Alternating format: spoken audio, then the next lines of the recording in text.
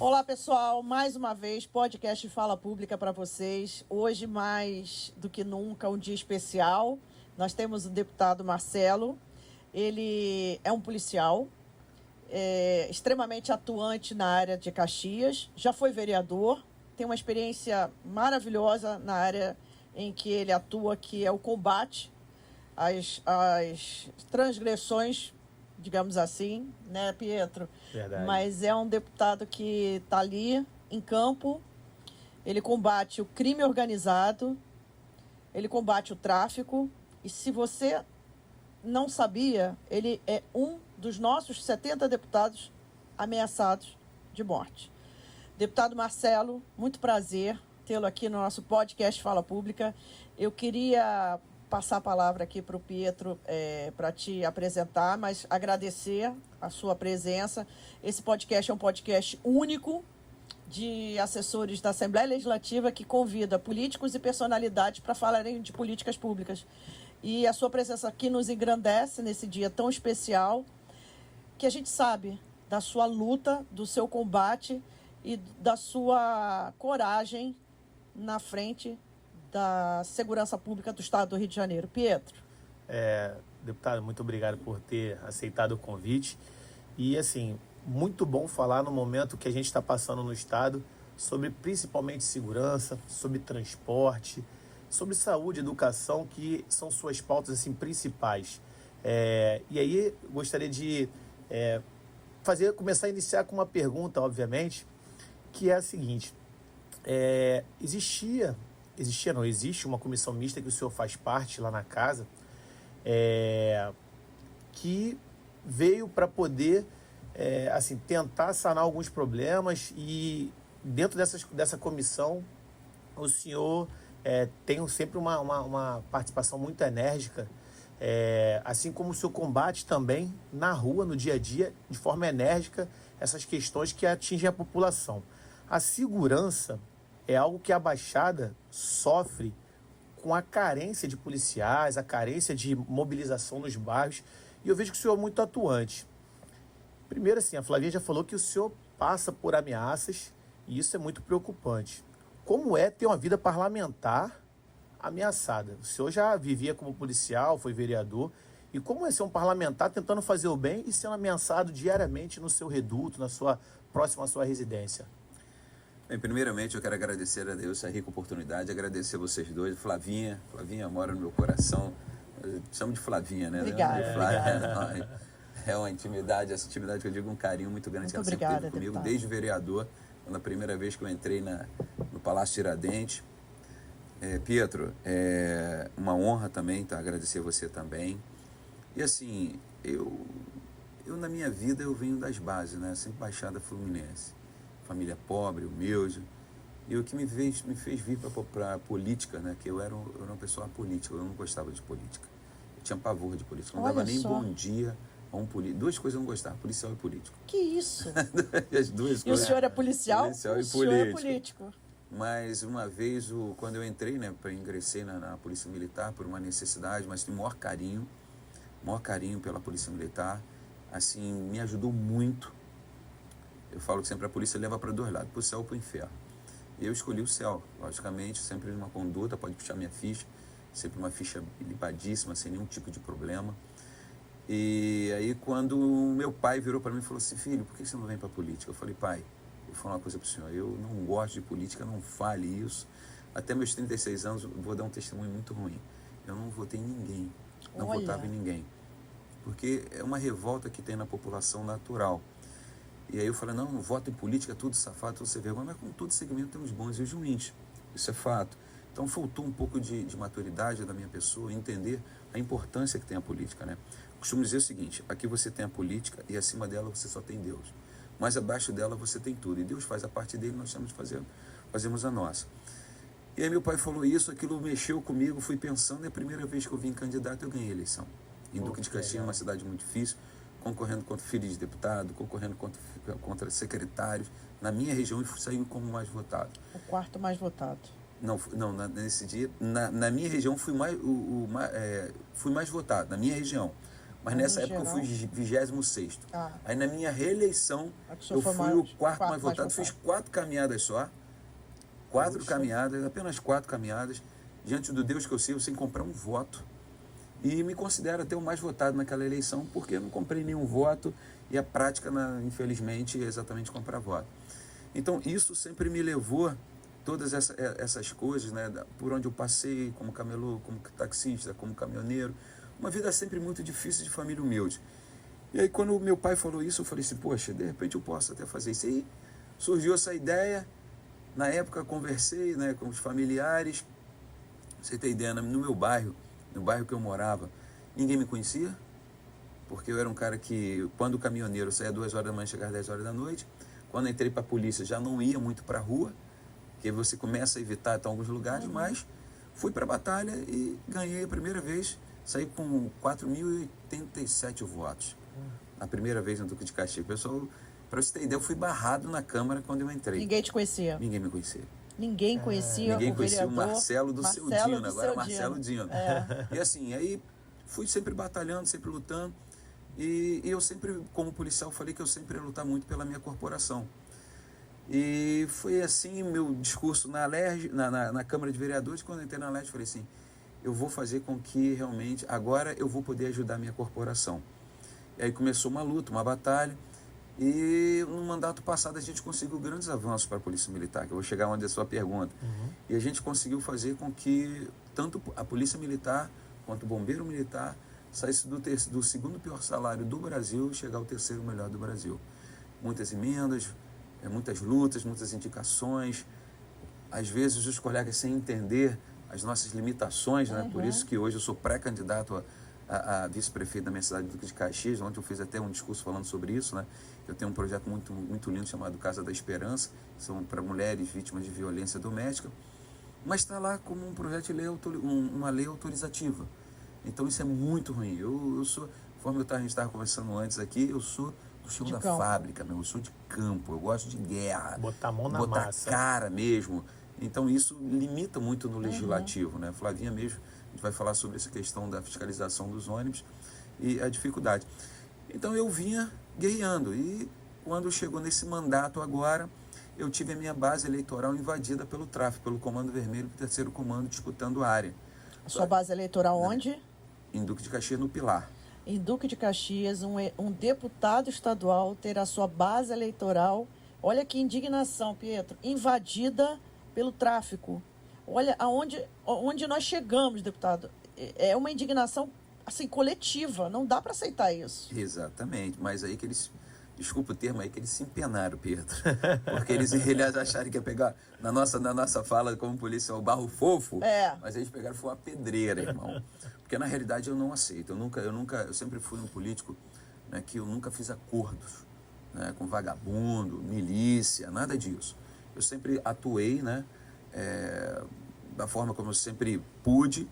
Mas aquele momento ali, quando eu vi minha base eleitoral, porque é aquilo que eu falo, quando você sente na pele, é difícil. É que você vai falar, poxa, peraí, cara, como é que é isso? Então eu vi a minha base eleitoral sendo invadida. Eu falei, pô, eu vou ter que pedir permissão daqui a pouco para poder entrar na minha base eleitoral. Absurdo. É o que vem acontecendo às vezes com muitos políticos. Sim.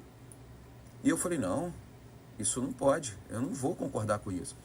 E aí eu fui até o comando da Polícia Militar, falei, olha, isso aí é inaceitável. É inaceitável, eu não vou aceitar esse tipo de coisa. E aí eu comecei a usar o meu mandato e bater de frente. E aí desencadeou essa outra parte, porque meu mandato passado eu pautei muito na questão da fiscalização nos hospitais. Foi. Eu acho assim, de todo o Brasil, eu fui o único deputado que entrou no CTI para fiscalizar e ver como as pessoas estavam sendo tratadas. E o senhor foi barrado. Eu fui barrado, mas eu fui barrado, mas na realidade... Não, para se ter uma ideia, eu estou fazendo certo. E o senhor foi barrado. Olha que coisa absurda também. Depois eu queria entrar até nessa questão da saúde, falar do absurdo hoje em Duque de Caxias, no Hospital Adão Pereira Nunes, mas isso aí a gente está na pauta da segurança, então eu vou falar sobre essa questão. Então, quando entrou aquilo ali, eu falei, negativo. Foi o comando geral, foi o comandante 15º, falei assim, olha, na minha área não. Na minha área eu não vou admitir. Não, e quando você tomou essa atitude, a gente sou de Nova Iguaçu, E falava assim, pô, tem um deputado lá louco, rapaz. O que foi? Tá acompanhando as operações da polícia, tá arrancando barricada. Porque assim, você vê um parlamentar que geralmente, hoje o perfil da grande maioria dos parlamentares é justamente fazer toda a parte legislativa, criar projetos, direcionar emendas. E quando vê alguém metendo a mão, os nossos deputados também são bem ativos. O Lógico, Filipinho na com certeza, rua, o Dionísio na rua. O Dionísio é meu parceiro. Ó, só para você ter ideia, né, trocando aqui um pouco aqui, meu mandato passado, por falta de habilidade, às vezes a gente vai aprendendo com o decorrer do tempo. Com certeza. E aí quando eu conversei com a Flavinha falou, não, cara, vamos lá, vamos falar com o Dionísio. Falei com o Dionísio, operação, vamos fazer uma outra agora também. Então, quer dizer, eu sou um parceiro, o Filipinho, outro cara também, baixada lá, de primeiro mandato, pô, parceirão. E sei que sempre quando eu tenho projetos lá que são polêmicos, né, mas que beneficiam a população, e às vezes as pessoas têm medo de meter a mão, que nem essa questão da segurança pública, eles sempre estão prontos a ajudar, então são dois parceiros, como tem outros também, pra gente não ser leviano, né? Não, e aí, só para finalizar, aí falaram assim, poxa, aquele deputado lá tal, pô, as pessoas não estão acostumadas a ver outros terceiros brigarem por eles, principalmente na política. A política está tão desacreditada com a população, na grande maioria dos lugares, que quando vê alguém de fato botando a mão, Flavinha, e fazendo acontecer, estranha. E eu falei assim, caramba, e foi justamente na hora que eu até cortei, o senhor me perdoa, que o senhor precisou da ajuda do comandante para poder estar atuando lá. Pode prosseguir, por favor. Na realidade, aí o que aconteceu? Aí começamos a atuar ali e me lembro, eles entraram lá, isso deu Globo. Deu passou uma matéria. Era uma média de 15, 20 homens, todos eles com fuzis. Eu falei, não vou admitir, não vai ter esse negócio comigo. E aí picharam tudo. Primeiro fui... Que, na realidade, como é que começou? Na campanha de deputado 2022, a gente tem informação, né? A própria população escuta e traz pra gente. E aí falaram assim, Marcelo, falaram que o terceiro comando vai entrar no pilar. Eu falei, terceiro comando vai entrar aqui? Nada, esquece isso.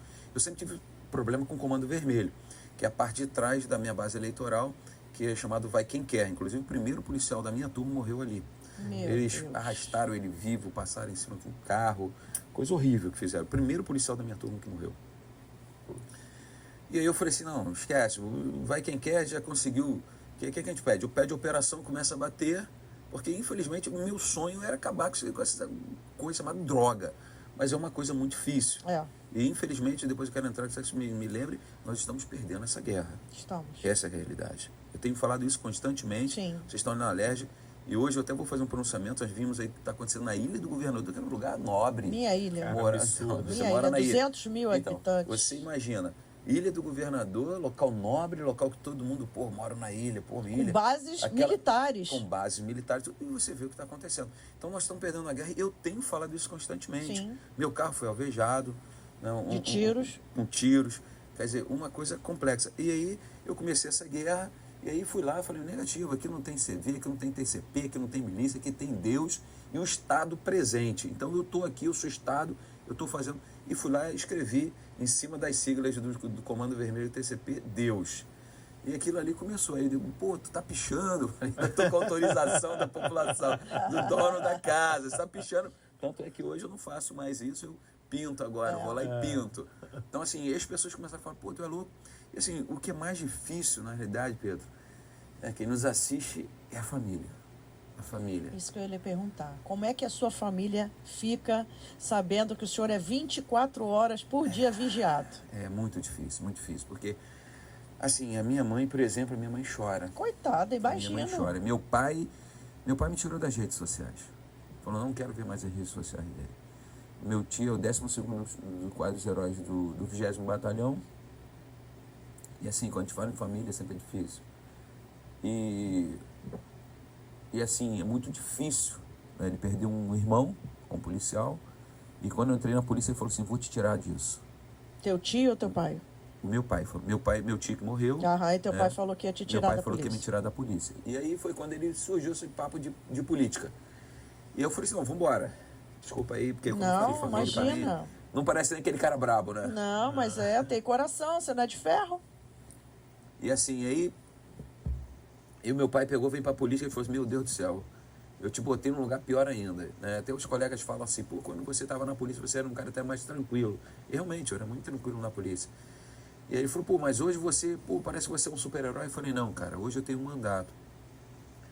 E com o mandato eu tenho mais autonomia. Eu sou soldado da Polícia Militar, eu saí como soldado, eu fui para reserva, né? Saí, não, fui para reserva como soldado. Então até o cabo manda em mim. Até o cabo mandava, chegava e falava, não, você não vai fazer isso. Aconteceu esses dias aí, não, eu conversando lá, um capitão novo, naturalmente, entendo a posição dele, né? Com muito receio de eu entrar no local e, pô, um deputado entrar e ser alvejado, ele é o comandante de companhia, isso vai trazer uma repercussão monstruosa. Só que eu entro constantemente e ele não tinha ciência. Ele, pô, deputado, você não pode entrar? Eu falei, não posso não, já estou entrando. E o que eu faço? Eu sempre peço auxílio da polícia para estar totalmente coberto, alinhado, né? Claro. Eu tenho meus policiais, eu ando sempre com policiais, né? Para você ter ideia, hoje eu quando vereador, eu andava na minha região, eu sempre gostei de andar sozinho, era eu e Deus. Então eu andava sozinho, não gostava de ninguém perto de mim. Hoje eu não posso. Não tem condições. Hoje eu não tenho condições de andar sozinho. Deputado, eu sou ameaçado e minha família também. Exatamente. Eu ia lhe perguntar o seguinte: até que ponto vale a sua ameaça em face do senhor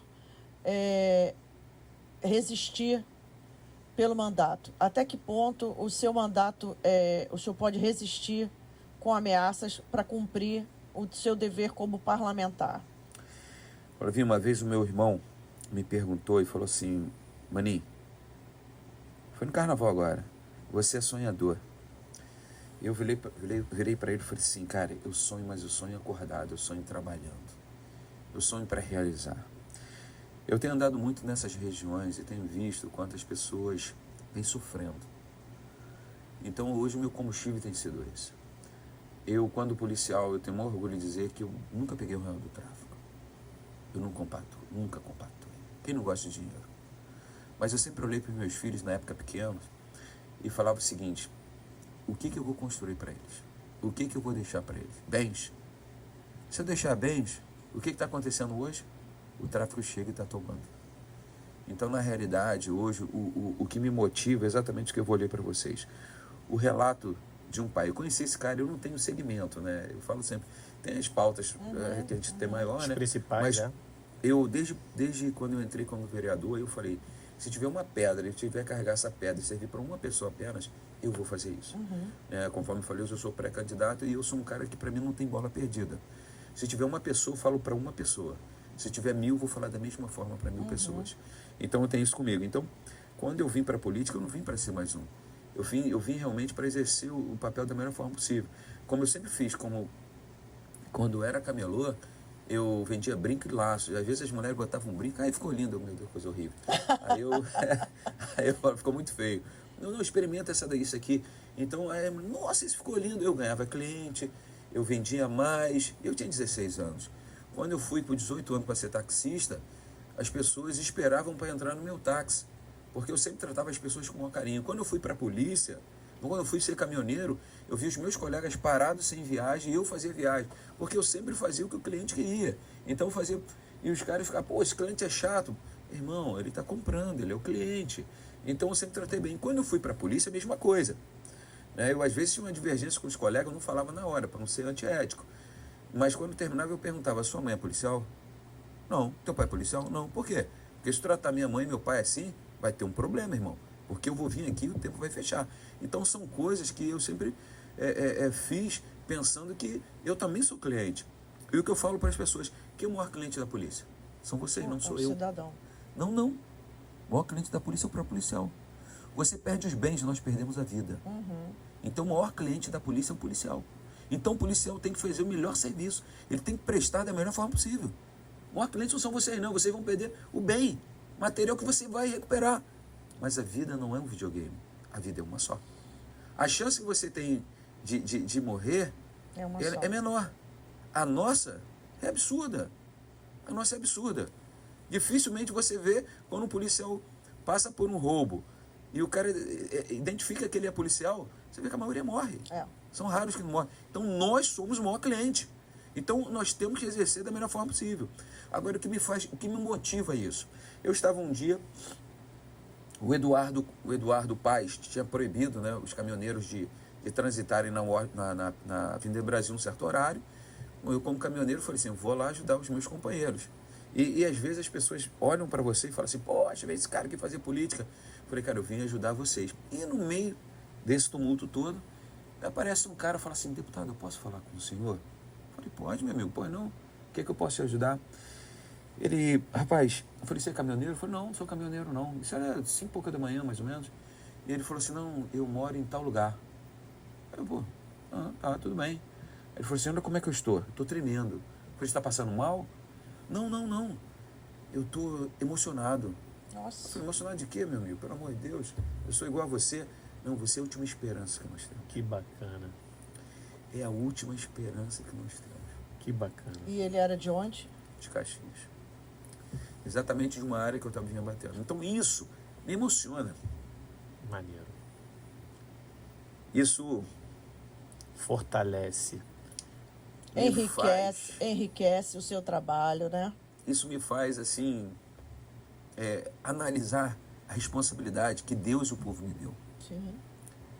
Esse cara, constantemente eu falo com ele, mas eu falo com ele, apaga tudo que você fala comigo. Pelo amor de Deus, não Apaga, deixa nada no tudo que você celular. fala comigo. Para não Por dar que isso problema acontece, sobre Flávia, Se na pegarem o realidade? celular dele. Porque a gente vê realizações, as pessoas olhando em você, a última esperança. E aí, eu vou usar aquilo que a Índia falou. Pô, você entra cheio de gás, cheio de vontade, você quer fazer, aí você olha, você não consegue. Aí você vai para cá, você não consegue. Aí você vai para lá, eu falei, caraca, como é que é isso? Deus, é muito difícil. E aí, num dos relatos, esse cara me escreve o seguinte, obrigado, meu amigo, ficamos muito felizes em saber que tem um anjo olhando por nós, que é você. Você é uma pessoa muito boa e de palavra. Nós acreditamos muito no seu trabalho. Aí isso, agora vem a outra parte que me magoa, que me mexe comigo. O meu filho tem 10 anos e ele me pergunta, pai, por que eu não posso brincar na rua de bola ou andar de bicicleta? Eu simplesmente respondo, porque na rua está cheio de homens muito maus. Mas um dia tudo isso vai passar. Aí você vai poder andar de bicicleta, jogar sua bolinha, porque Deus está trabalhando muito para que isso aconteça. Eu chego a chorar, vendo meu filho dentro de casa, todos os dias, porque não pode brincar na rua com seus coleguinhas. Isso é onde? Flavinha. Isso é onde? Duque de Caxias. Eu hoje recebo dentro das minhas redes sociais, vem para o Rio, vem para não sei aonde, vem para não sei aonde. Eu falei, pô, cara, daqui a pouco eu não sei de onde vai vir o tiro. Eu não sei de onde vai vir o tiro. E você vê que as pessoas têm medo. Tem medo, mas alguém tem que fazer o papel. Alguém tem que ir para essa guerra. Deputado, é um privilégio muito grande da gente ouvir um homem da sua envergadura se sensibilizar com a população. Porque a gente não tem hoje a verdade. A gente tem a máscara, a gente tem a figura de políticos que dizem trabalhar pelo bem, mas que não botam a cara a tapa. O senhor, eu acompanho, o Pietro acompanha, a gente acompanha seu mandato. O senhor está lá de frente. Tem barricada aqui, o senhor vai lá, manda tirar. Eu vi, durante as enchentes que aconteceram nesses últimos meses... Eu não tenho linha, né? Conforme eu falei. O senhor não tem freio. Eu vi que o senhor estava com a água na cintura, nos bairros, pedindo, pelo amor de Deus, ao governador para que escoasse aquelas águas. Inclusive, o senhor carregou, para quem não sabe, gente, o deputado arregaçou as mangas, carregou cano, carregou material, que está lá nas redes sociais dele, que eu vi, não é mentira, e foi para dentro do mato ajudar o pessoal na celeridade para a colocação de uma bomba para sugar a água do bairro. Posso relatar o que aconteceu? Fala. Ali é uma coisa até assim... Hilária. Mandaram as bombas, mas umas bombas horríveis. O pessoal engatilhando tudo. E é aquilo que eu falei, eu meto a mão, eu não consigo. A gente aprende uma coisa no militarismo, que a tropa é espelho do comandante. Sim. Então, assim, eu tenho que ser espelho. Eu falo para minha equipe que ninguém tem que trabalhar mais do que eu. Eu sou o cara que mais tem que trabalhar. Eu tenho o melhor salário. Então, quem mais tem que trabalhar sou eu. Tanto é que toda a minha equipe, eu tive 3 policiais pedindo para ir embora, porque não conseguiram trabalhar comigo. 3 policiais pediram para ir embora e falaram que eu sou louco. Você é sem freio, você... Acharam que ia ser molezinha. Achou que ia ficar no molho. Eu falei, não. Ele falou, não dá, você, tá maluco. Eu tenho vida. E assim, é difícil, né? Então, quando eu vi aquilo, fui deixando. Eu tenho uma equipe boa, uma equipe de rua. Eu falei, galera, vamos assumir agora. Bora, mete a mão, vamos embora, todo mundo. Aí metemos a mão, meia hora, tava as bombas lá. Foram colocadas, nós conseguimos tirar uma média de 2 milhões de litros por hora. Olha isso. Foi muito bom. Aí quando teve um alerta, né? Aí já mandaram tudo bombas boas. Top. Aí quando chegou, montaram em 10 minutos todas as bombas. Falei, aí agora sim. Agora sim, Mas né? eu, na época, quem estava à frente era o Thiago Pampolha. Liguei pro Thiago e falei, Thiago, essa empresa tá horrível. Essa empresa é sem condições. A gente era para estar esvaziando aqui o bairro e não está acontecendo. E uma das coisas também que eu tenho uma preocupação muito grande, eu gosto muito dessa questão de drenagem. Eu sou fissurado por drenagem, né? O bairro do Pilar é um dos bairros que mais sofreu. Eu me lembro que com 1 ano de mandato, como vereador, teve uma enchente e foi a mesma coisa, tanto é que o povo lá gosta muito de mim por causa dessa questão, que eu fui para dentro da guerra e nunca tinha visto um político fazer isso. Eu me lembro que eu botei 3 barcos, eu tinha um cavalo mecânico, botei um caminhão cavalo mecânico, eu peguei o ônibus, eu fui para dentro e na época como vereador todas as escolas municipais estavam fechadas, estavam cheias de água, só estaduais que poderiam colocar, e aí tinha um deputado lá que travou, aí foi uma dificuldade, aí o meu pastor não gostava de política, né? Agora foi para outra igreja, e aí eu falei, pastor, não é questão de política, é questão de ser humano. E aí levei para a igreja, ele falou assim, preciso de estrutura para deixar o pessoal. Liguei para o comandante aí da Defesa Civil, Coronel da Defesa Civil do município. Falou, não, vou mandar quando deu 9 horas da noite, dia 31 de dezembro. Eita. Quando deu 9 horas da noite, eu estava dentro da água. Isso foi em 2009 para 2010. Aí eu ali naquela guerra, aquela batalha, eu recolhendo as pessoas, levando para a igreja. Caramba. Aí o pastor me liga, 9h30 da noite. Marcelo, cadê os colchões? Cadê os mantimentos? Falei, não chegou? Liguei pro coronel, cadê os colchões e mantimentos? Ih, rapaz, tem que pegar. Nossa. Falei, mas como assim, coronel? Tem que pegar onde? Tem que pegar lá no Bombeiro, na Praça da Bandeira. Aí eu, como assim? 31 de dezembro. Aí eu falei, que isso, coronel?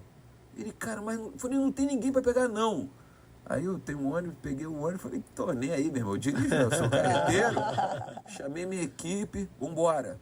E se eu fosse hoje como deputado, eu ia falar assim, não vai ter rancho não, irmão, vamos todo mundo meter a mão. Aí cheguei como vereador, é limitado. Aí o major falou assim, não, tem que aguardar que nós vamos fazer a ceia. Eu falei, meu Deus do céu, Jesus.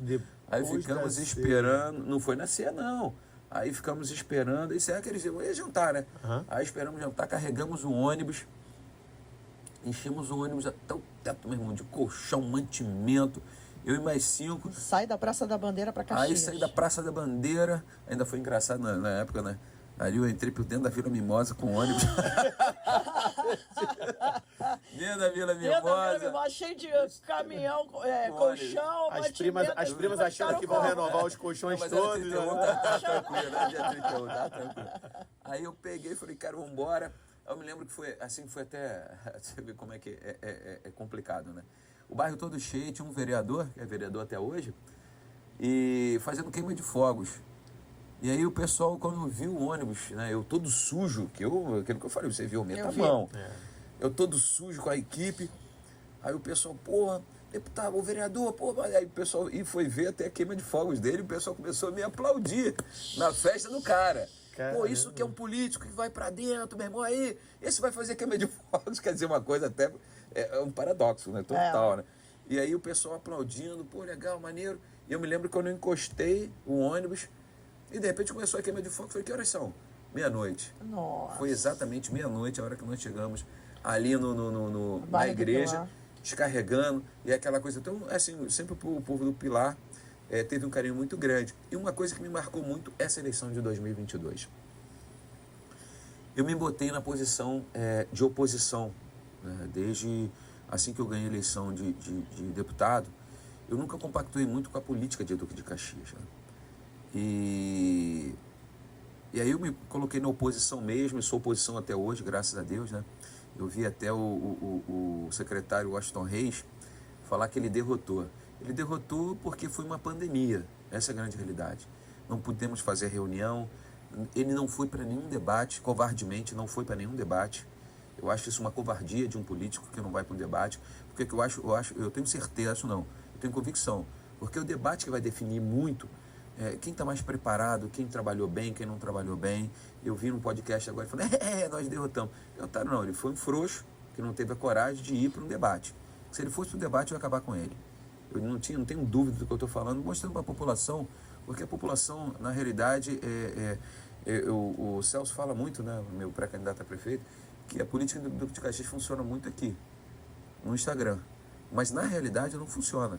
Falta remédio, como nós escutamos agora, né, uma pessoa falar, que falta, ou melhor, eu escutei agora um policial que está comigo, falando que ele está tendo que comprar remédio, e você vai ver, eles falam que é a melhor saúde do Duque de Caxias. A saúde do Duque de Caxias, ela funciona muito para os políticos, não funciona para a população. Ou seja, para os políticos usar toda a saúde como um centro social. Isso é uma das coisas que eu e o Celso temos falado muito, que nós vamos acabar com isso. Porque quem tem que falar de saúde na realidade é o secretário de saúde, que tem que ser um médico, alguém que entenda seja da área, e os médicos, e aqueles que ali estão. Mas, infelizmente, lá quem decide quem vai ser operado ou não, exatamente do prefeito ao secretário de Estado, ao deputado e aos vereadores e seus aliados. Então, isso é uma pouca vergonha que nós não aceitamos. E aí, eu perdi a eleição. Deus me reconduziu o mandato, né? E aí foi quando houve essa investida do tráfico na minha região. E aí, como qualquer outro político falaria o quê? Eu perdi a eleição aqui, dentro da minha área, que eles não entenderam o meu posicionamento, porque eles massacram, na realidade, né? Eles retiram tudo aquilo que você poderia tentar ajudar a população, que é um caminhão-vácuo, é um tapa-buraco, é aquela serviços coisa boa, públicos, que não é de competência automaticamente do legislativo, né? E aí a população não entendeu isso. Poxa, o Marcelo, na realidade, não está fazendo mais nada, não está conseguindo trazer mais nada, e aí se voltou para o lado dos caras. Mas é engraçado, né? Quem foi que bateu de frente com o tráfico? E eu perdi a eleição na minha base eleitoral. Hoje eu duvido isso acontecer. Deputado. Porque eles acordaram e viram quem entrou e defendeu a família deles. Foi um cara que foi injustiçado, que perdeu a eleição na sua base eleitoral, mas não esqueceu uma coisa chamada gratidão. Porque se eu estou deputado, primeiro eu agradeço aquela base, que me deu a oportunidade de estar vereador e me projetou até deputado. E hoje eles falam, como o seu mandato é importante para mim, para minha família. Eu queria fazer uma pergunta para o senhor, deputado, que a população, a gente fala de políticas públicas, a população não entende a função de cada um. O senhor é um deputado de um mandato brilhante, que a gente reconhece, o senhor arregaça as mangas, o senhor combate o tráfico, o senhor vai lá para dentro do batalhão, fala para o comandante, olha, eu não aceito, aqui na minha base eleitoral não tem acordo. O senhor vê a enchente, o senhor vai lá para dentro da água, puxa, como eu acabei de falar, o senhor puxa o encanamento, o senhor puxa a bomba, vai drenar a água. Mas eu queria que o senhor falasse da política pública que o senhor atua e que pouca gente na sua região, quiçá no nosso estado, sabe. Pietro, deputado Marcelo, ele atua diretamente no combate às condições dos transportes públicos, e não é só em Caxias. Ele faz vistorias. Nós fomos numa vistoria com outro deputado, o deputado que vai estar aqui sentado no nosso podcast, deputado Giovanni Ratinho, parceiro, uma pessoa também que está aí no mandato maravilhoso. Mas o senhor, deputado Ratinho, eu estive, né, naquela barreira fiscal. Está indo só para segurança pública. Não, mas é para a gente falar da barreira fiscal em Resende, né? E a gente viu de perto, Pietro, a quantidade, a gente tem ali dois lados, dois pesos e duas medidas, mas a gente vê a quantidade de produto pirata que entra no estado do Rio de Janeiro sem qualquer controle. É camelô, é comerciante de baixa renda, mas ele está tirando o emprego da tua lojinha que tu está pagando o imposto. E aí a gente viu O deputado Marcelo está aqui na minha frente, ele reconhece. A gente viu péssimas condições de ônibus, né, deputado? Verdade. Os ônibus transitando, Pietro, de um estado para outro, sem a menor condição. E aí eu trago como que a população pode acreditar que existem políticas públicas se ela não vê de perto. E aí eu queria que o senhor falasse da sua atuação naquele dia em Caxias, por exemplo. Deixa só, antes do senhor complementar, responder aí, só para eu complementar aqui a Flávia e uma coisa que o senhor falou sobre os debates. O nosso povo não tem a cultura de ler planos de governo de pré-candidatos. Poxa. Ó, e aí a gente sabe que assim, o povo gosta muito da coisa que é intuitiva, que eles veem, que eles analisam de perto. E os debates, eles são fundamentais para esclarecimentos, principalmente de ideias sobre os planos de governo. É aí que o senhor, quando estiver lá debatendo, e é muito bacana a gente deixar isso bem claro, que assim, quando o senhor fala numa rede pública, no meio de transmissão, que seja popular, e ali fica registrado que o senhor falou, olha, não, eu vou combater a corrupção. E que se o senhor entrar, não combater, eu posso cobrar. Eu posso lembrar, ali a gente consegue esclarecer e debater. E não é só você expor suas ideias, porque tem gente que vem expor ideia no debate e parece que é o fantástico mundo de Bob. Tem um outro ao lado que fala assim, não funciona assim, a realidade não é essa. Então, esse debate é justamente para o crescimento, assim, principalmente das informações junto à população. E quando não existe isso, muito afeta, talvez, Flavinha, no esclarecimento nessas ações que os deputados e os gestores do executivo fazem. Essa má informação que as pessoas têm, fala assim, pô, Marcelo, por que você não, quando você era vereador, tu era atuante aqui, por que você não é mais? Cara, mas olha só, calma aí, você viu um debate, você entende como é que funciona, as pessoas não têm. Eu falo isso porque a gente já falou isso num podcast aqui anterior, a pessoa fala assim, pô, você é chefe de gabinete, Pietro, pô, tu tem que resolver isso. Parece que eu tenho a canetinha. Nós temos a caneta. Resolve. E não é assim que funciona. Não é. E assim, então assim, eu queria bem complementar essa questão da Flávia, porque é muito pertinente a sua fala. Quando algum ou alguém pré-candidato não comparece. Isso assim, soa como uma falta de importância para a população. E assim... Na verdade não é isso, né? É medo. É medo da verdade, a verdade dói. E aí agora, dando prosseguimento, essa questão da barreira da fiscalização. Pode prosseguir. Vamos lá. Primeiro vou responder você, Flávio. Qual o problema? Conforme eu falei para você, eu já fui camelô. Eu me lembro que quando minha mãe começou, ela começou com 5 brinquinhos. O grande problema é uma coisa chamada falta de oportunidade. Hoje eu vou focar um pouco na minha cidade, que é o que eu posso falar com mais propriedade. Você passa na 25 hoje, são várias lojas fechadas. Lojas que antigamente você não conseguia alugar. E se fosse alugar, era com... Como é que se fala? O calção não é? Luva. Uma luva absurda. Surreal. 25 de agosto ninguém entrava. Esquece, era impenetrável. E você passava ali na Washington Luiz, você tinha Mabel. Você sentia aquele cheirinho gostoso. E a Mabel foi embora. Pecado. Nós tínhamos a Ciferal em Xerém, que é uma vergonha para o atual governo do Duque de Caxias.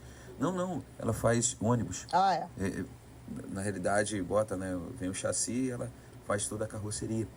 E ela foi embora. Então, na realidade, falta perspectiva para a população. Então, a população ela fica sem condições, muitas das vezes, e começa a buscar alguma forma de como... Ontem, por exemplo, eu estava olhando os Uber, né? Antigamente começou com um certo critério, os carros tinham que ter impecável. Uma qualidade absurda. Qualidade top. E hoje já não está. Mas por que tudo isso? Pela falta de condições, que na realidade que eles não têm. Então a população começa a buscar alguma forma para poder sobreviver. Então são os governos que têm que começar a atuar, gerando emprego, gerando renda, para que possa... Eu costumo dizer uma coisa, né? Eu hoje tenho hérnia de hiato, eu acho que foi de tanto jejum que eu fiz. Eu falo que jejuar sem saber, sabendo quando você vai comer é muito fácil. Porque você está na sua mente, poxa, tal hora eu vou comer. Mas quando você agora jejua sem saber quando você vai comer, o seu psicológico ele começa a se abalar. Então isso é muito complicado. A fome não espera. Então é uma coisa muito difícil. Então assim, se você reparou, o meu coração ficava muito abalado ali, porque eu via pessoas realmente humildes. E a gente tem que pegar no foco. Tanto é que eu falei, cara, eu quero pegar os grandes. Sim. Eu quero pegar aquele que sai de carreta aqui do porto. Esses é que eu quero pegar. Eu quero pegar os gigantes. Eu não gosto... Aquele pequenininho ali, né, dizer igual uma deputada falando, o varejista de droga, aí é diferente. O varejista de droga é outra história. É outra história. Mas esse outro varejista é uma pessoa que está tentando sobreviver. Então, assim, é uma coisa. Mas que a gente tem que entender que isso é ruim, conforme você colocou. Porque aquele que paga impostos. Então, a gente tem que tentar trabalhar isso. Eu tenho conversado muito com o Celso a questão do incentivo para os empresários. Você políticas públicas de trabalho. Porque teve uma época que eu, desde vereador, que eu bato nessa questão de transporte público. E aí começaram a falar, pô, você é contra os empresários? Não, pelo contrário. Eu acho que o empresário tem que ser visto como aquele que gera emprego e gera renda. Mas tem que entender o empresário que sonega, o empresário que paga os seus impostos. Aí é diferente. Entendeu? Que realmente gera emprego. Que gera emprego e vai gerar renda para que o município, o Estado e a União possa se manter. E tem também alguns empresários que acho que nasceram com uma luz, né? Porque benefícios muito grandes para uns e para outros menos. Parece que aqueles que são mais vinculados a determinados governos têm prioridades e vantagens. Isso acontece para o Estado afora. Mas isso é ruim. A gente vê e é péssimo. Pietro, isso é ruim. Péssimo. Cortando você, que posso falar até para você aqui o quanto é ruim para esse empresário. Porque o que acontece? Hoje eu vou voltar aqui ao transporte público. A União é uma empresa... Desculpa, a União é uma empresa que está sucateada. União Transporte de Caxias. Que vai estar na CPI agora. Mesmo não sendo membro da CPI, eu participo, né, dessa vergonha do reboque que nós vimos lá. Que vergonha.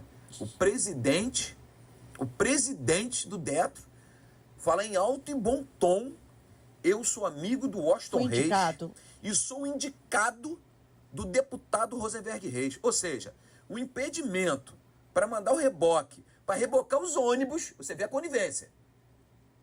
A conivência do Detro. Mandaram um reboque, você estava presente. Mas na hora de rebocar o carro do trabalhador, que está tentando se sustentar, está tentando sobreviver, não é viver. Aí o que ele faz?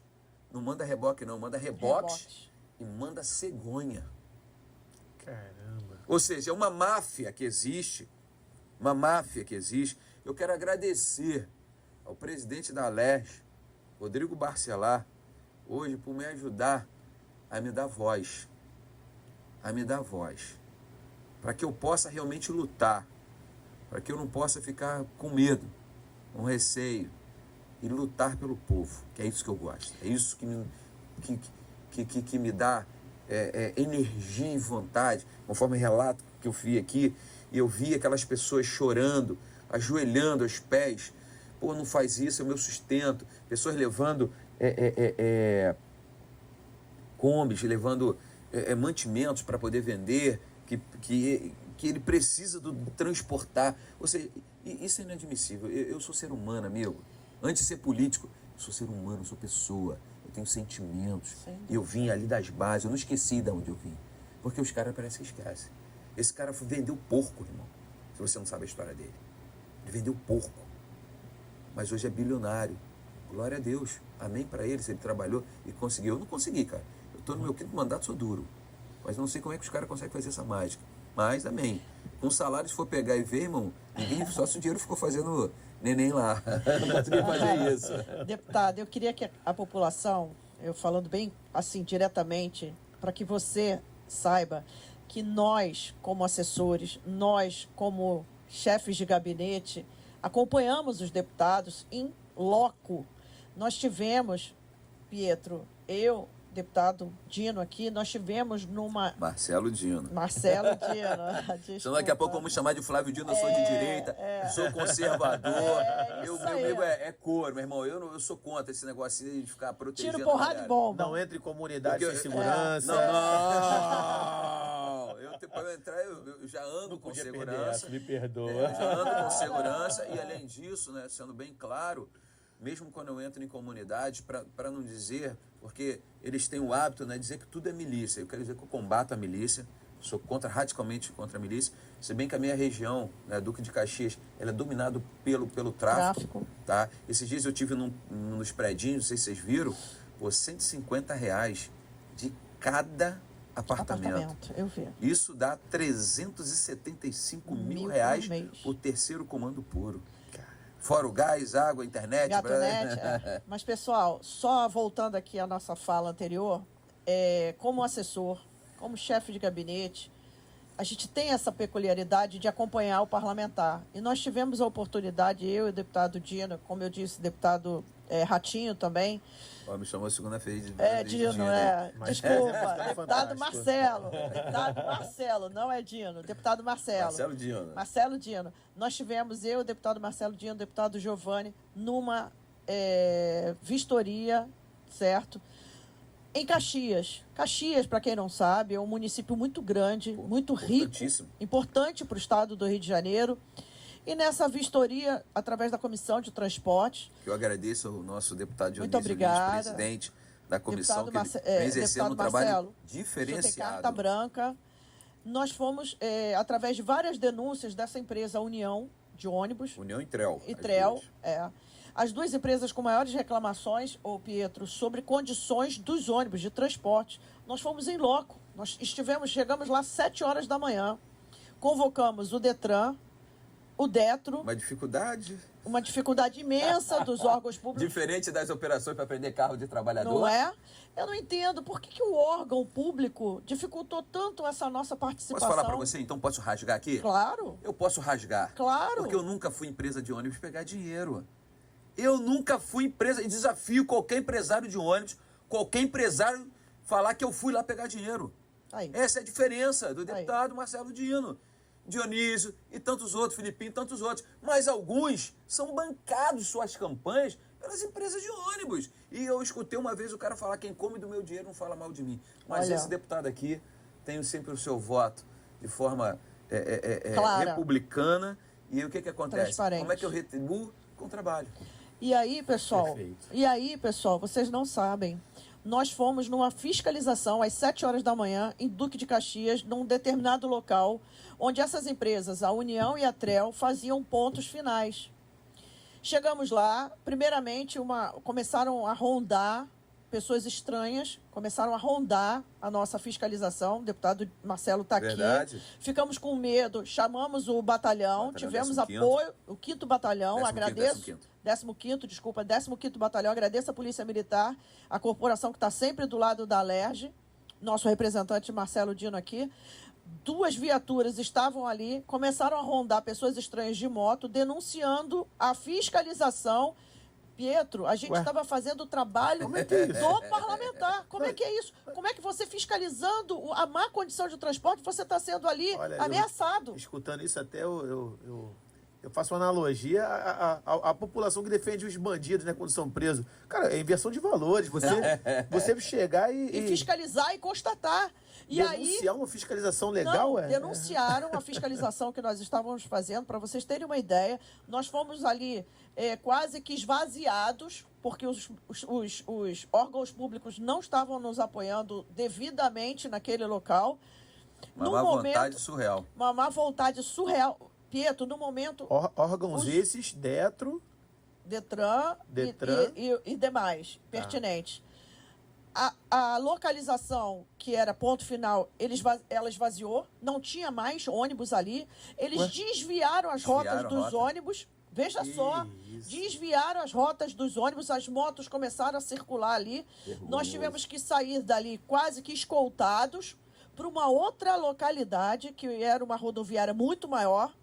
Chegando lá, olha bem, deputado Marcelo Dino, deputado Giovanni Ratinho falaram assim: esse ônibus não tem condições de circular.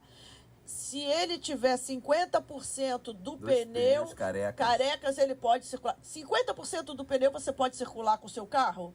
Me responde. Nenhum por cento. Se bobear, pegar o estérpio careca, que tem que ser o melhor pneu. Tem que ter o seu melhor. Aí vai lá e prendia. O órgão público falou que não tinha o aparelho para medir como é que é o nome? A frisagem do pneu. E se ele não tinha o aparelho, não podia apreender o ônibus. Absurdo. Veja isso. Eu já presenciei numa operação. Você vê uma proteção total aos empresários de ônibus sucateados. Sucateados.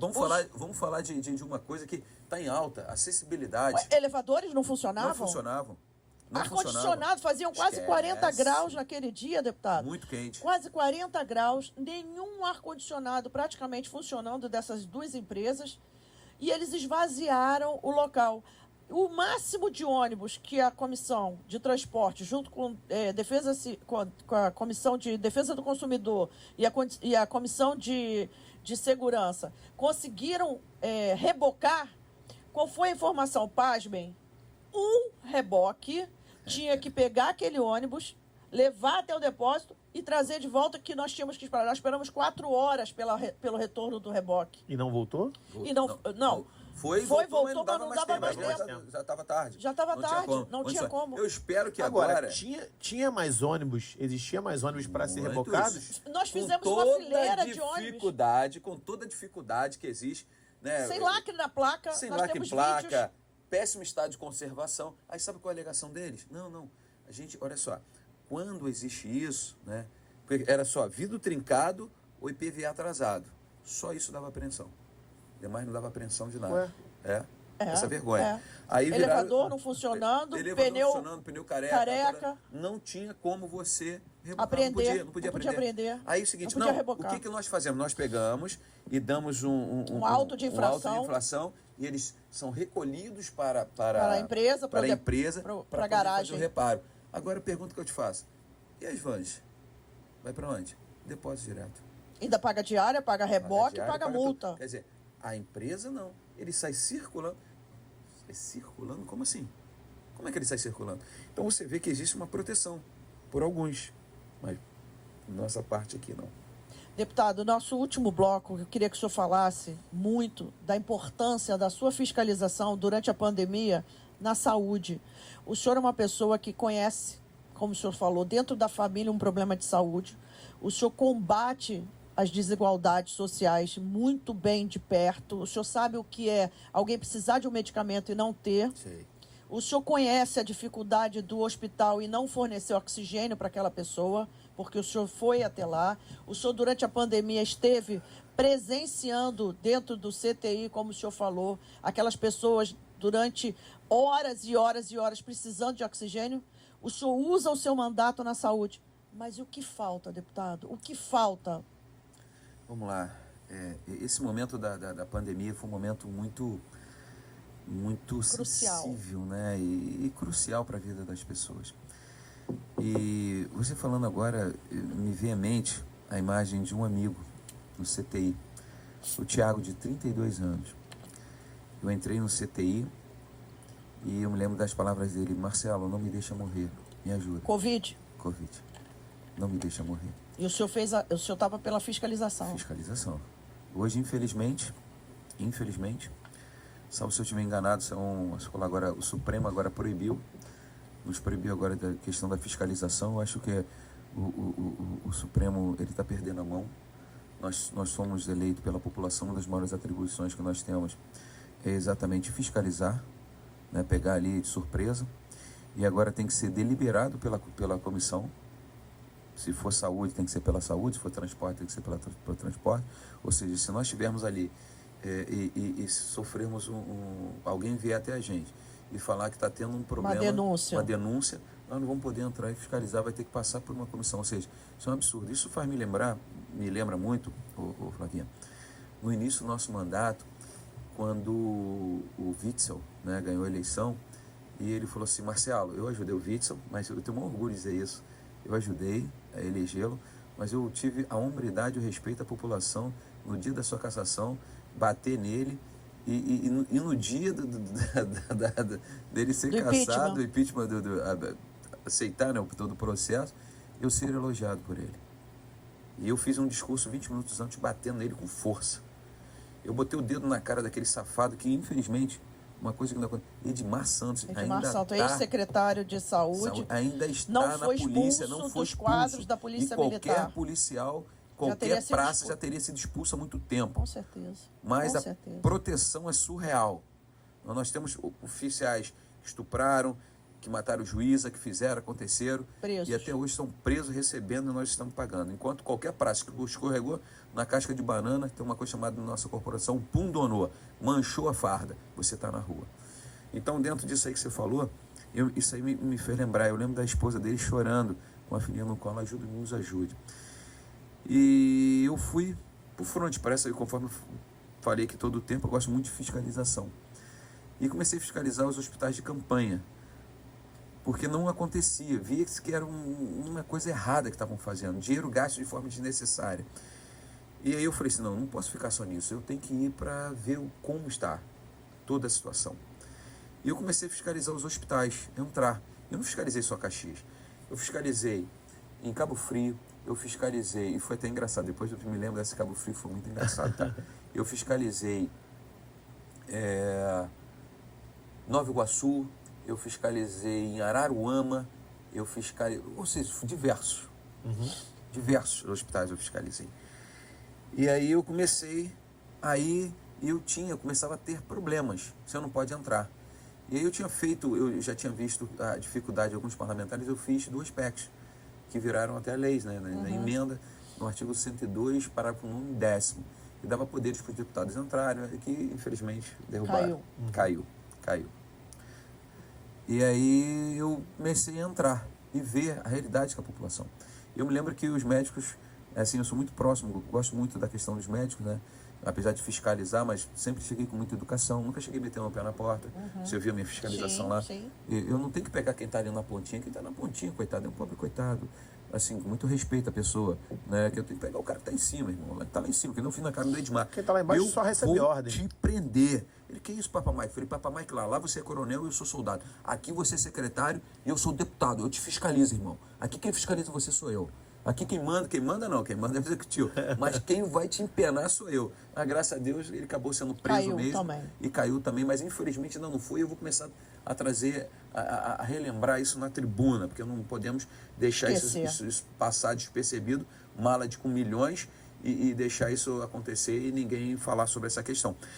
Então, voltando a essa questão, eu comecei a fiscalizar e ver as situações. E assim, alguns lugares eu cheguei, uma vez, eu me lembro, cheguei no hospital, aí um senhor falou assim, você sabe quantos anos eu tenho? Eu falei, não, senhor, eu tenho 66 anos. Eu fiquei 8 anos sem emprego. É você que vai tirar meu emprego? Eu falei, mas por quê?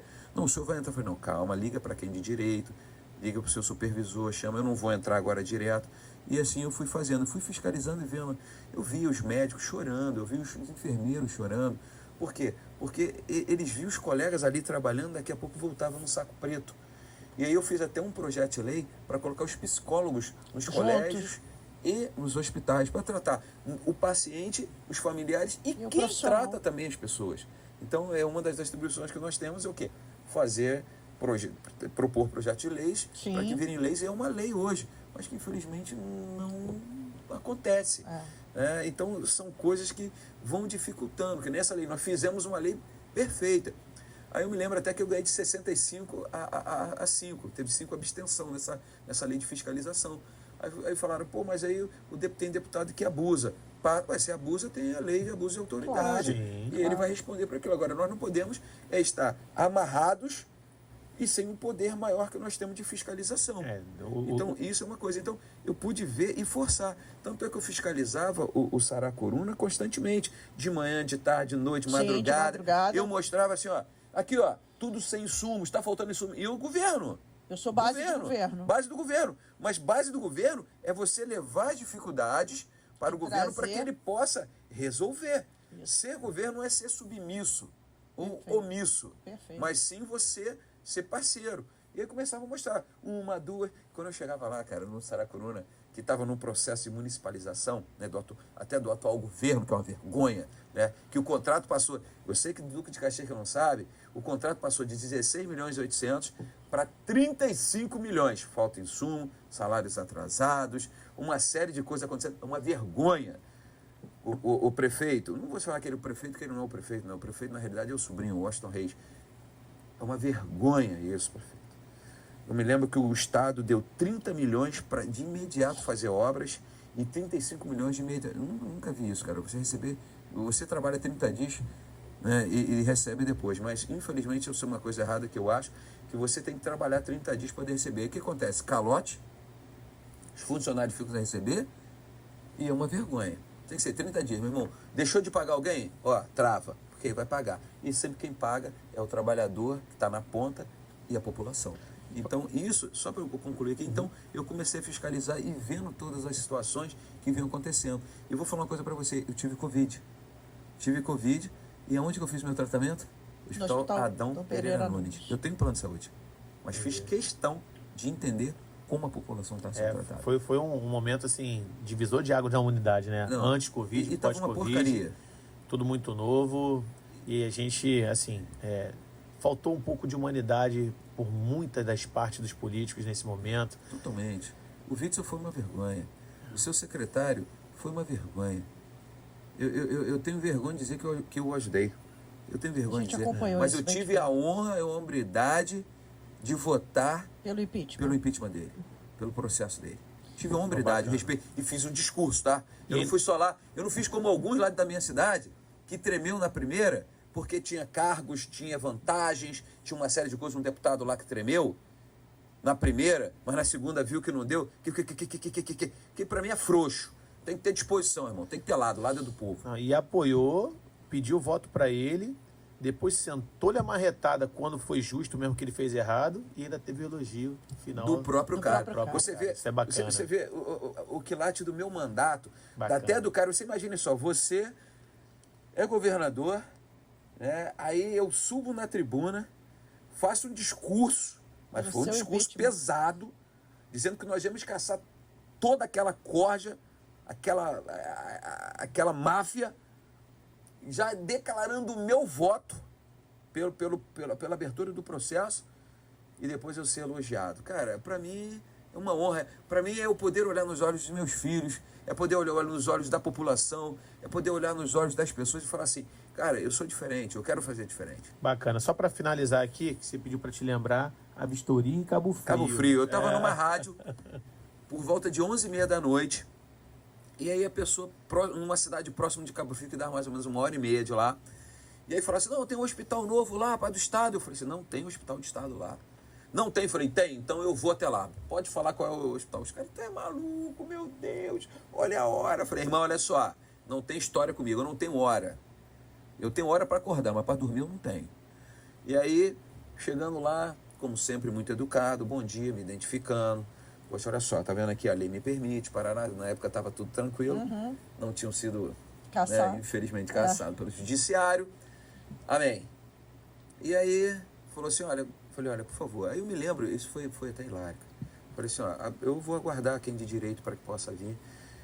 Eu cheguei 1h30 da manhã, 3 horas da manhã que chegou a pessoa, olha só, esperei 1h30. Quem faz isso? Ninguém faz isso, não. Não. Ele vai meter o pé, vai chamar a polícia, ó, a lei tá aqui, vai segurar o É meu direito. E aí eu peguei, aguardei, e estava naquela pandemia ainda, já no final. Aí chegou o médico e falou assim, deputado, eu tenho 72 anos. E o que o senhor está fazendo é uma vergonha. Aí eu olhei para ele e falei, Jesus, eu escutei isso. Eu falei assim, doutor, com muito respeito aos seus cabelos brancos, eu tenho mais de 50, que honra escutar do senhor, que já deve ter muitos anos como médico, falar que eu sou o primeiro que chega 1h30 da manhã no seu hospital para fiscalizar. Que honra. Isso mostra que o povo está pagando bem o meu salário. Agora, faz um favor para mim. Me deixa fazer o meu papel, que eu aguardei o senhor até agora, com muito respeito ao senhor e respeito aos seus cabelos brancos. Aí a diretora administrativa falou assim, antes de você entrar, você vai ter que fazer uma coisa. Oi? Você vai ter que fazer o teste do Soares. Para saber se o senhor não tinha Covid. Meu irmão, eu falei assim, tudo bem. Como um bom militar, né? Me botei lá na cara. Ela sentou-lhe a mamona na nariz.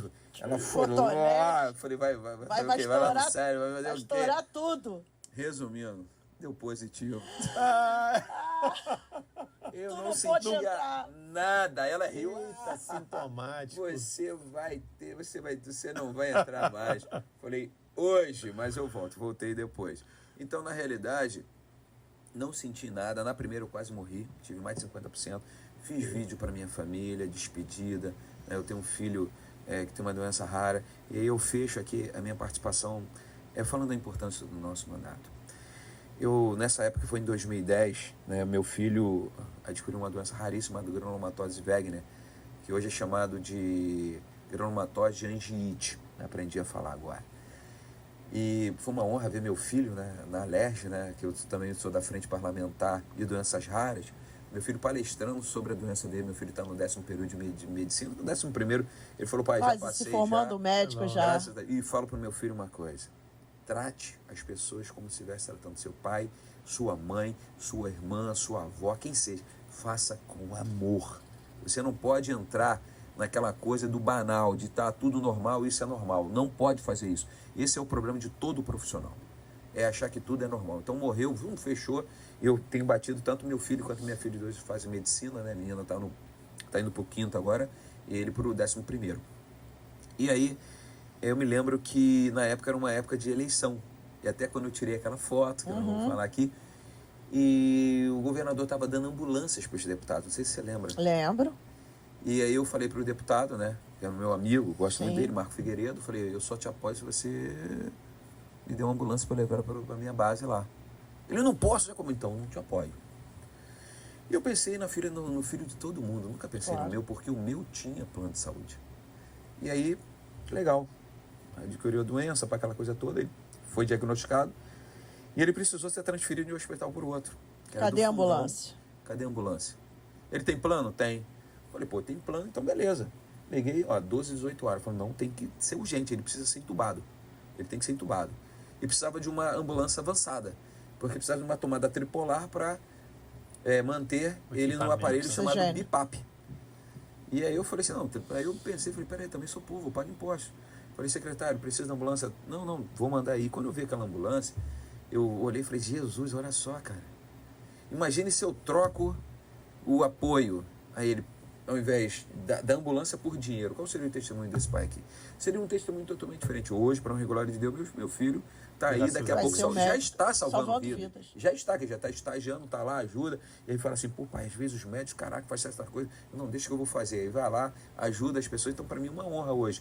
Então, isso é muito bom. Então, as pessoas, o que eu falo para as pessoas, às vezes, reflitam. Estou aqui pedindo um voto, deixar isso bem claro. Mas reflita quanto vale o seu voto. Importante isso. Quanto vale o seu voto, amigo? O seu voto, ele tem consequências. Seja pela omissão ou seja pela ação. Pela troca. Esses 50, 100, 150, 200 que o nego diz que paga, divide por 48 meses e divide pela quantidade de dias, você vai ver que merreca que estão te dando. E esse dinheiro é de saúde, de educação, de saneamento, de infraestrutura, de segurança, de tudo isso. O nosso voto reflete diretamente na nossa vida durante os próximos 4 anos. Então, perfeito. O que você quer para você e para sua família, para seus amigos durante os 4 próximos anos? Eu não vou ser deputado o resto da minha vida, mas eu quero deixar um legado.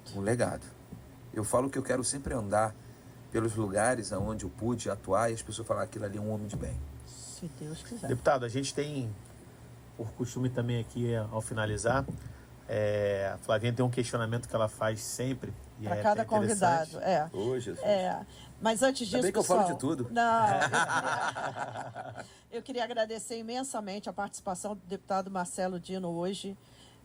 Como eu disse, pessoal, ele tem um mandato aberto na cidade de Caxias, como todos o conhecem lá, mas ele atua, como ele disse durante o nosso podcast, em todo o estado do Rio de Janeiro. Então, se você tem alguma dúvida, se você tem alguma pretensão em falar com o deputado Marcelo Dino, entre nas redes sociais, fale com ele, o gabinete está aberto, a Alerj é para vocês. E para finalizar, deputado Marcelo Dino, o que o senhor diria para o menino Marcelo Dino aos 4 anos de idade hoje? Olha que pergunta difícil. O que eu diria para o Marcelo? Eu não vou falar os 4 anos, não. Eu vou dizer... Aos 6. Aos 16 anos. E você está começando... Aos 16 não, aos 14 anos. Tudo é possível. Tudo é possível. Está aqui um cara que foi camelô e hoje é deputado. Parabéns. O seu maior adversário é você. Não tem limite para você. Você pode sonhar, você pode ser o que você quiser. E a palavra tem força. Eu sempre chamei meus filhos de doutores. Olha. Desde pequeno. E daqui a pouco eles serão. Maravilhoso. Daqui a pouco eles serão. Muito bom, porra. Fala Deus Pública quiser. Podcast termina aqui. Não se esqueçam, sigam-nos nas redes sociais, no YouTube do canal Fala Pública, no Instagram. E tá aqui um homem sensível e que não deixou passar absolutamente nada para vocês. Deputado Marcelo Dino, muito obrigada. Eu que agradeço. Peço que me sigam lá nas redes sociais, Marcelo Dino RJ. É muito importante para que você possa ver a atuação dos parlamentares, como estão atuando. E eu não tenho dificuldade de falar das minhas atuações. Peço oração às pessoas. E agradecer mais uma vez, Pietra, você, a Flávia, parabenizar por nos dar a possibilidade de estar falando do nosso mandato, chamar todos os deputados, que são pessoas também que trabalham, lutam, cada um no convite segmento. está aberto. E que Deus abençoe todos vocês, o que eu desejo de todo o meu coração, é chuva de bênção na sua vida, na vida da sua família e de vocês também. Obrigada. E dos que estão lá por trás, né? Vamos falar quem está atrás nossa das equipe. câmeras, né? Da equipe. Deputado, assim, só queria finalizar agradecendo mais uma vez a sua participação aqui. E assim, gostaria de deixar bem registrado que o meu desejo, e com certeza o da Flavinha também, é que você e mais os 69 deputados nunca percam, e os que não têm, que voltem a ter, que acendam novamente essa chama do sentimento com o povo. É emocionante falar, e aí a gente vai ficar sensibilizado, talvez. Eu sou um cara também muito sensível, assim como você, quando eu começo a falar. Quando a gente vê um deputado, um parlamentar, alguém que de fato a gente votou fazendo jus. A questão do voto a gente fala, parece que é ano eleitoral, mas a questão não é essa. A questão é de que eu também era contra a política, resisti muito à política, e o deputado Filipinho, um amigo, que já era antes amigo, foguete não dá ré. que tem, isso aí, que tem assim, o dom de transformar pessoas que rejeitam a política em pessoas políticas do bem, pessoas que tramitam dentro da política de uma forma nova, jovial, sem aquele ranço antigo, sem aquela... Você pode ver que ele transita em todos os lugares. Então ele moldou, e ele, o cara que me transformou. E eu queria, assim, de coração, agradecer pelo seu sentimento, pela sua postura, pelo seu trabalho. Eu não votei no senhor, infelizmente, Não, mas votou bem, Felipe. porque eu só posso ter um voto, porque com certeza, se eu pudesse, o senhor e mais alguns parlamentares seriam muito merecedor do meu voto. Então, assim, muito obrigado pelo que você é, resumindo um todo. E, assim, não deixe a chama apagar nunca, por favor. Nunca. Tá? Obrigada, pessoal. Fala Pública fica por aqui. Até o próximo episódio com o nosso convidado especial.